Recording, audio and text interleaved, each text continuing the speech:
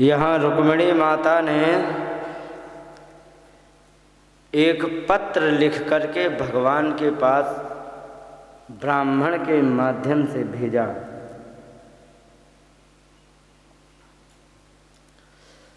पत्र में बड़ी अच्छी अच्छी बातें लिखी हैं। पहले श्लोक में कहा है कि मैंने आपके गुणों को सुना है,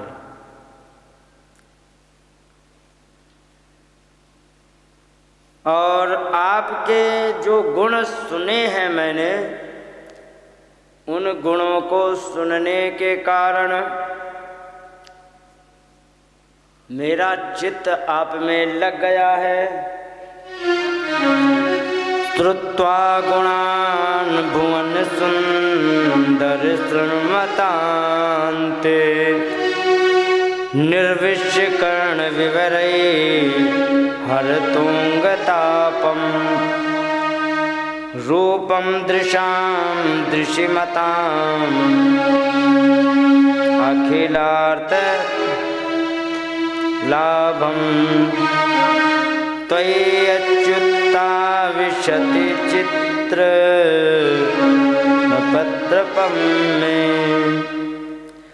कहने लगे कि मैंने आपके गुणों को सुना है, और आपके गुण सुनने में कैसे हैं, यहाँ लिखा है निर्विश्य कर्ण विवरई। कानों के छिद्र से जब आपके गुण हमारे अंदर जाते हैं, हर तो अंग तापम, सारे शरीर के अंगों के कष्ट को हरण करने लग जाता है। जिस समय आपके गुणों को हम सुनते हैं और आपके गुणों को सुना है, अगले में एक बात कही है कि ऐसी कौन सी स्त्री है जो इतने अच्छे गुण सुने हों और वो स्त्री अपने में धैर्य बना के रखे, जो विद्या, अवस्था, धन, धाम जो बराबर हों, ऐसे में ऐसी कौन सी स्त्री है जो ये ना चाहे कि हम आपको वर्ण नहीं करेंगे। एक बात बता दें, जितने बड़े बड़े सेलिब्रिटीज होते हैं, इनको देख करके सब सपने देखते हैं कि ऐसा ही हो, ऐसा ही हो। उसके पीछे का और कोई कारण नहीं है, केवल नाम हो गया है। बाकी बहुत सुंदर हो ऐसा भी नहीं है। उनसे ज़्यादा सुंदर तो गांव देहात में मिल जाते हैं, लेकिन उनका नाम नहीं कोई जानता नहीं। लेकिन सेलिब्रिटीज जितने होते, इनको दुनिया जान चुकी है, जिसके कारण इनका जीवन साथी बनने के लिए लोग कामना करते हैं। यही कह रही हैं रुक्मिणी माता कि आपके गुण चरित्रों को मैंने बहुत सुना है और आप सब में बराबर हो।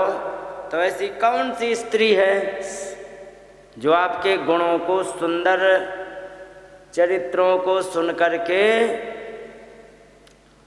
और वो आपसे विवाह न करना चाहे। इसके बाद उन्होंने कहा कि ऐसा ना हो भगवान,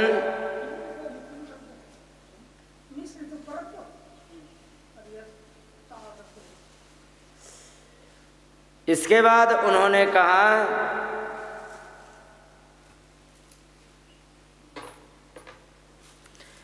कि हमें ऐसा ना हो भगवान कि हम आपके लिए हम आरती सजा के बैठे रहें, लेकिन आप ना आ पाएँ, तब तक ये आकर के माँ वीर भागम अभिमर्शतु चैद्यरारात,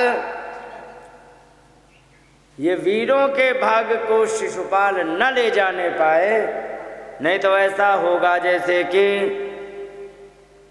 सिंह के शिकार को कोई सियार छुड़ा के ले जाए, ऐसा मत होने देना। फिर इन्होंने कहा कि अगर जो हमने जीवन में कोई भी पुण्य किए हों तो उसके फल स्वरूप हे भगवान जो भी हमें फल मिल रहा हो तो उसके बदले में हमारा हाथ, पुण्य फल के बदले में हमारा हाथ भगवान ग्रहण करें, बस ये हमें वरदान दे दो। इसके बाद कहा है शोभाविनीति त्वमजितोद वहने विदर्भान गुप्ता समेत कृतना पतिभि परीतः निर्मत्त चैत्य मगधेन्द्र बलम प्रसह्य माम राक्षसेन विधिनो वह वीर शुल्कम्। इन्होंने कहा कि हे भगवान, जिस दिन मेरा विवाह होने वाला है उसके एक दिन पहले आप आ जाना और आकर के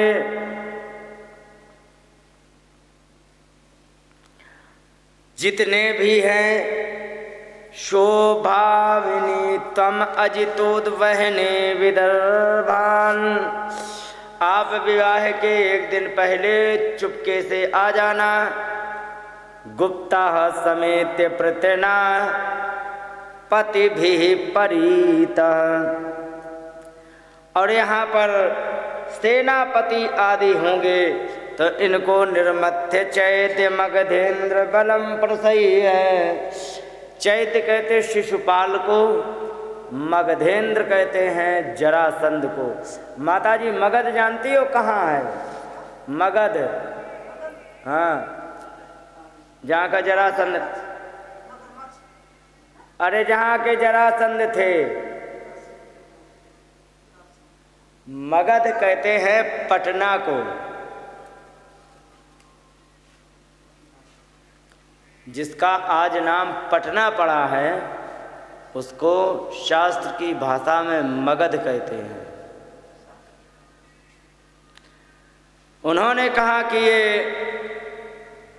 जरासंध और शिशुपाल की सेना को आप निर्मथ मंथन करके और माम राक्षसेन विधिनोद वह वीर्य शुल्काम, हमारी राक्षस विधि से मेरा विवाह करके और पराक्रम का शुल्क आपको देना पड़ेगा।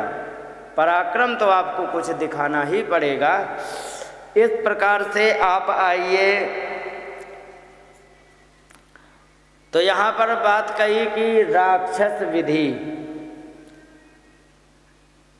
तो एक बात बता दें, विवाह कितने प्रकार के होते हैं मालूम है? विवाह होते हैं 8 प्रकार के। 8 प्रकार में जिसमें पहला ब्राह्म विधि, दूसरा दैव विधि, तीसरा प्राजापत्य विधि, आर्ष विधि, गंधर्व विधि, राक्षस विधि, आसुर विधि और पैशाच विधि।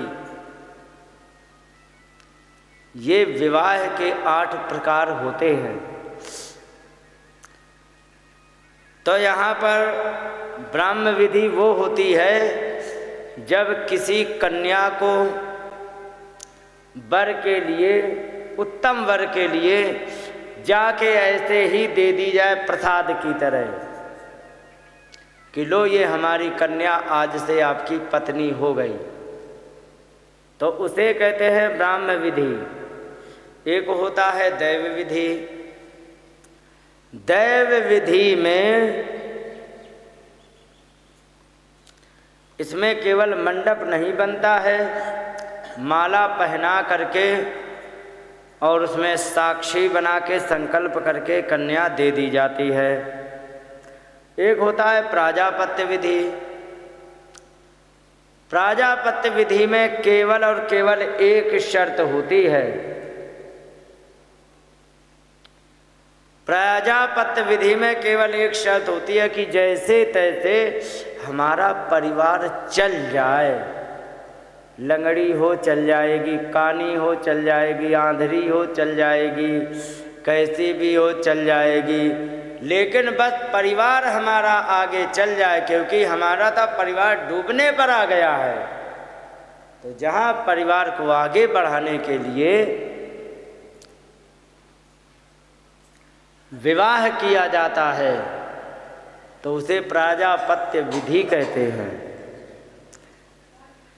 एक होता है आर्ष विधि। आर्ष विधि में प्रायः करके आप सबका विवाह हुआ होगा। शहरों में तो खैर कम होते हैं, पर गांव देहात में ये जो आर्ष विधि होती है इसी से ही विवाह होता है।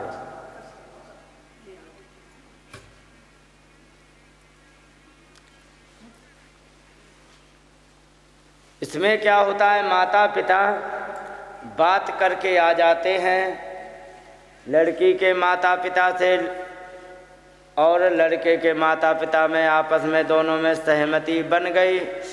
नाम पूछ लिया, ये हो गया, गुण मिला लिए गए। गुण मिलाने के बाद गुण मिलाने के पश्चात फिर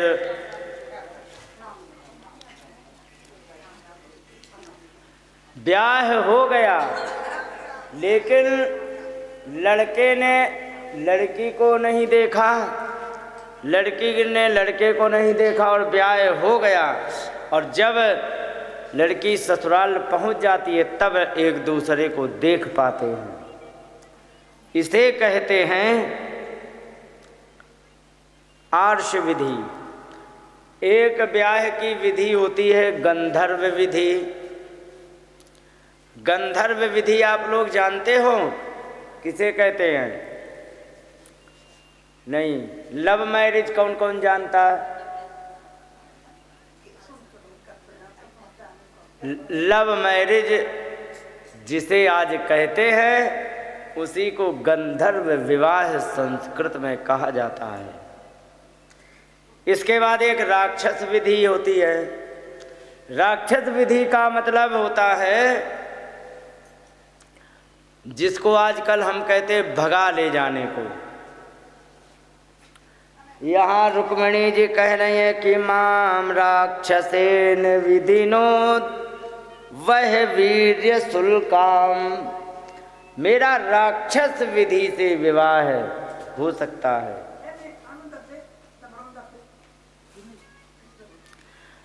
इसके बाद एक विधि आती है आसुर विधि।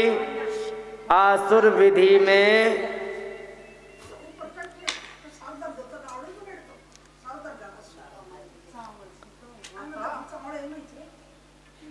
बिना कुटुंब को नुकसान पहुंचाए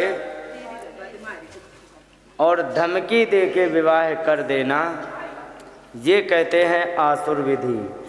जैसे कि किसी से ब्याह करने की इच्छा हुई, घर वालों को धमकी दे दी, सुनो यदि तुम ब्याह करते हो तो ठीक है, नहीं ब्याह करोगे तो तुम अपने परिवार के बर्बादी के जिम्मेदार तुम होंगे। इस प्रकार से धमकी दे करके विवाह कर दिया जाता है। जिस समय कर लिया जाता है इसे कहते हैं आसुर विधि। एक होती है पैशाच विधि।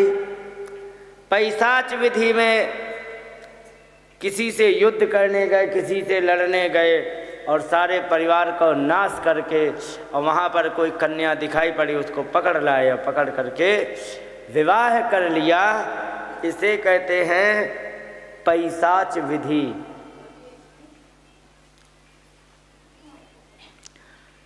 ये 8 प्रकार विवाह के होते हैं, जिसमें कि 4 जो ऊपर के हैं वे तो बड़े आदरणीय विधियां हैं।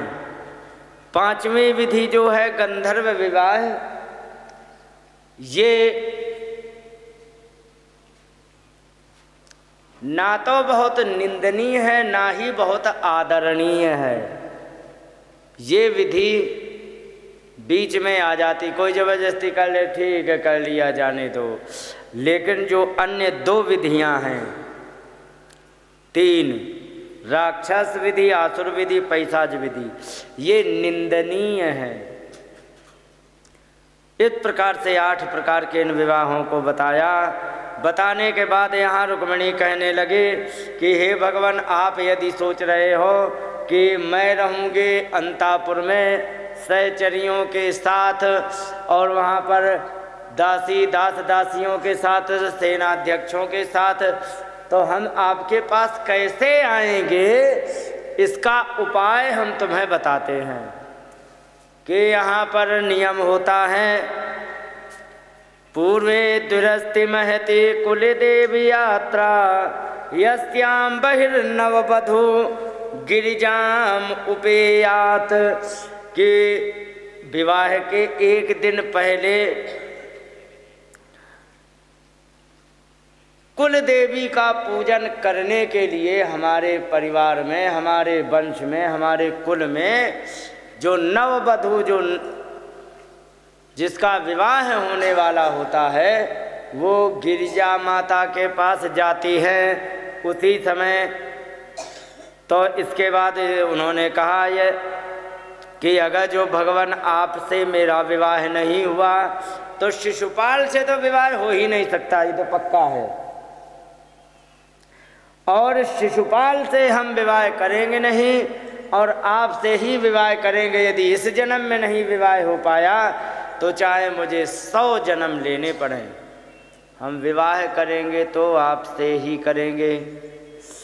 इस प्रकार से 7 श्लोक रुक्मिणी जी ने ब्राह्मण के माध्यम से पत्र में लिख के भेज दिए।